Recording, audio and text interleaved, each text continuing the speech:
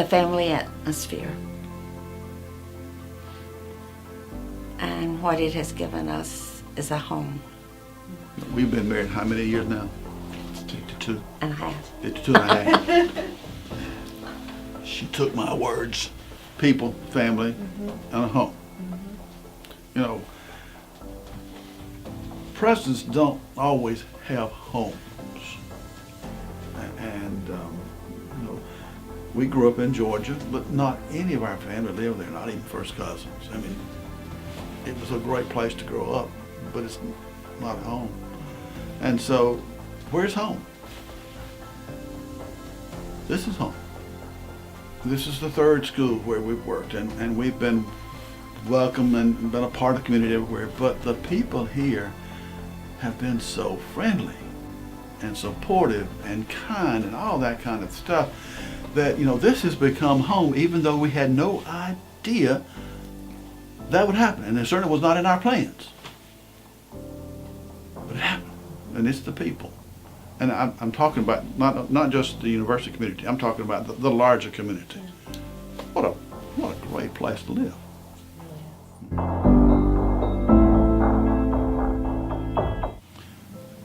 You know, we had been at Gardner-Webb University for 17 years and retired. Major league mistake. I was bored, really bored. Chowan was in deep difficulty at that time. We knew a number of people from Chowan because of the sisterhood of the schools. And it just seemed the right place to come. I felt like the Lord just picked us up and put us out here. You know, some people, when they retire, and I had retired, not because that was a mistake. Some people go south or go on mission trips. Well, we came out east. It was a mission trip to save a school. And we came in part because of Dr. Whitaker had been my mentor earlier. He grew up near the Gardner-Webb campus. And I just enjoy things that are broken, see if we can be fixed. And particularly when my friends told me it couldn't be fixed and that we shouldn't come, that sealed the deal. So we decided we'd come for a year, and 1 year became 2, and 2 became 3, and this is number 15. It was definitely God's will that we come, because I don't know who else had the experience or love for a place that Chris did, that he was able to bring in the right people to do the right jobs at the right time. It's all about the people that he was able to bring in, and it has been a fit.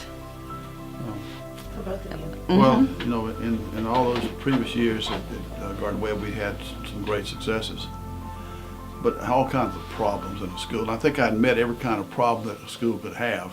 And so when we got here, it was we didn't find anything that we hadn't seen before.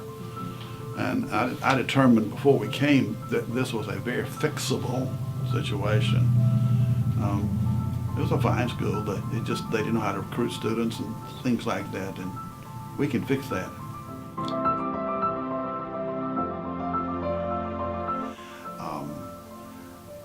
I learned how to manage things from my childhood working with my father in the service station. I learned how to deal with customers and budgets and all those kinds of things. And in my academic career as a professor and then an administrator, I learned all that kind of thing. And so I was primed. And it was the most challenging thing I've ever done. In some ways, therefore, the most gratifying.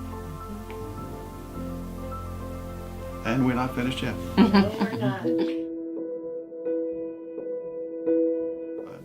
Some of our trips, looking back at some of our students, watching them play basketball or tennis, and meeting their parents. And for a lot of the basketball players, it's their grandparents who were so involved in the game and relating to them. And having a student come and sit with me in church, that's pretty special. With all the success we had at Gardner-Webb grew to a fairly good size. And that's a good thing, except there is a downside to that, and that is as it grows larger, your ability to have one-on-one contact with people gets less and less. And so I've always enjoyed contact with students, knowing faculty, knowing by name, knowing the grounds people, whoever. And coming to a smaller environment here has made that possible. So, I mean, getting to know all these people and have them know me is a fun thing.